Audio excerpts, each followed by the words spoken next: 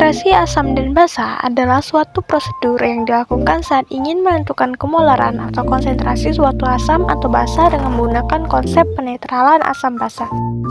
Prinsip titrasi asam basa jadi didasarkan pada reaksi netralisasi antara asam dan basa untuk menentukan konsentrasi zat yang tidak diketahui dalam suatu larutan. Jadi yang pertama ada reaksi netralisasi, yang kedua titik ekuivalen, yang ketiga indikator pH, yang keempat jenis titrasi asam basa, dan yang terakhir kurva titrasi. Reaksi netralisasi asam bereaksi dengan basa membentuk garam dan air. Yang kedua titik ekuivalen, titik di mana jumlah mol asam sama dengan jumlah mol basa yang ditambahkan. Pada titik ini, larutan menjadi netral atau pH-nya 7 jika titrasi melibatkan asam kuat dan basa kuat. Yang ketiga yaitu indikator pH. Jadi, zat yang berubah warna pada pH tertentu digunakan untuk menentukan titik akhir titrasi.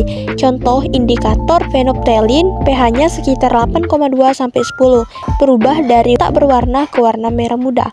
Dan yang kedua, metil merah pH sekitar 4,4-6,2, berubah dari merah ke kuning. Pada jenis-jenis titrasi, yang pertama yaitu titrasi asam kuat dan basa kuat, contohnya HCl dengan NaOH, dan pH di titik ekuivalen sekitar 7. Indikator yang cocok adalah fenolphthalein atau bromtimol biru. Pada gambar sebelah kanan itu adalah kurva dari titrasi asam kuat oleh basa kuat. Titrasi basa kuat oleh asam kuat, yang dimana titran atau larutan standar pada buret adalah asam kuat, dan titrat larutan sampel pada labu Erlenmeyer adalah basa kuat. Selanjutnya, titrasi asam kuat dengan basa lemah, contohnya HCl dan NH3. pH di titik ekuivalen lebih kecil dari 7 karena sisa ion H+ dalam larutan. Indikator yang cocok adalah metil merah.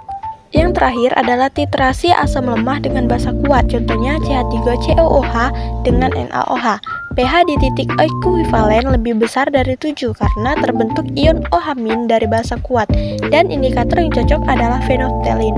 Sedangkan sebelah kanan adalah kurva titrasi asam lemah oleh basa kuat.